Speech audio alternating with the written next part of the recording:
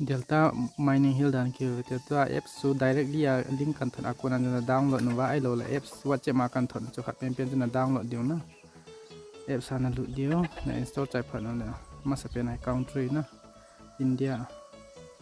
Indian stack ding lai hi na phone number 13204 che phone number message na send na depend pen hi che na intel ngai ona za depend pen ai message na send true abana dai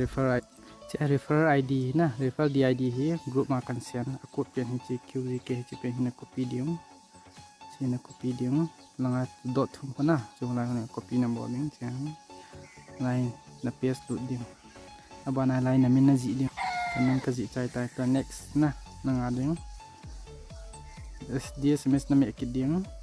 get na me ding ti cha number lu moi khat pen na stack de o chi khat pen ding next step number ding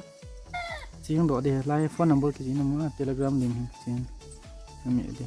abana confirm ti phone number bana barcode bana phone number bana chi telegram din to bangui na chi na me ding confirm chi me WhatsApp chi message an send te de message an phone number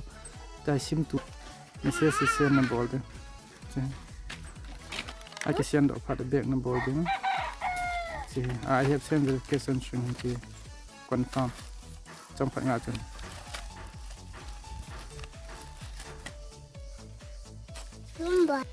thì verification anh ta verification cho phải ta không đến trong phận ngã lắm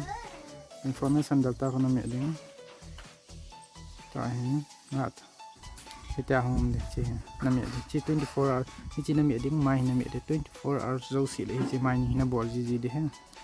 min refer no ma de lai invite ai lo let menu ai na lu ding langa che phona chu na ba che na copy ding ai chu na nu ya ho na thade he invitation ko na